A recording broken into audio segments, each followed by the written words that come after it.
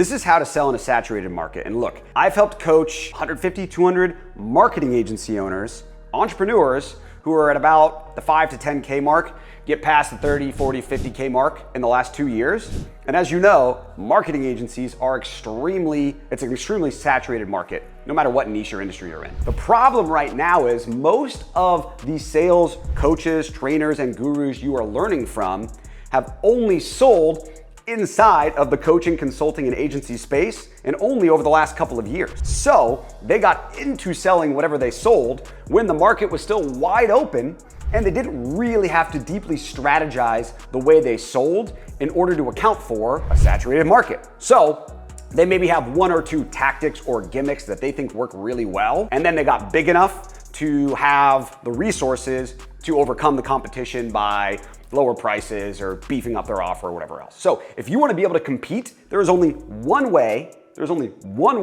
to compete in selling in a saturated market. Really, maybe actually 2 ways. The ways are these. 1, you have to just actually be better at sales, right? Like crazy. This is how you get better at sales. You may or may not like the answer, and this is if you want to be good at selling. If you have a sales team, this needs to be happening across the board with your sales team, and you need to be practicing the correct things in your sales process. Obviously, go watch our other content on KPIs and how to track your sales process to make sure that all of the metrics look correct. Your analytics and your anecdotal evidences are gonna inform the areas and the constraints inside of your sales process that you need to go fix the same way you would a marketing funnel. And then you just have to either practice, or if you have a sales team, coach and make sure they are practicing. With all of my sales teams and with all of the sales professionals or entrepreneurs that are selling that I coach, I force them or coach them or teach them, if they're on my team, they have to do it, to do a weekly skill focus. This is one thing, literally one thing. I mean that when I say one thing. That's why I'm saying it like 17 times. One thing that they focus on through the week, because if you're trying to work on 5 or 6 different things inside of your sales skills and acumen, you're probably gonna get incrementally better at any of them versus finding the key constraint inside of your ability and sales process and judiciously and repetitively working on them. If you're a baseball player and you have 162 games per year, the few times that you get to hit the batting cage and BP, you're gonna focus on that one thing, whether it's your hips. I don't really know enough about baseball to tell you what else you work on, but you're gonna go work on the one thing, because when you go back into playing 14 games in a row, which is what your sales team is doing. They're hitting sales call after sales call after sales call every single day. You need to make sure that the thing they're actually practicing and working on is being absorbed into what I call their sales DNA. So that when real time happens and they're in the game and their heart's beating a little faster and they don't have as much time to think about the 17 different strategies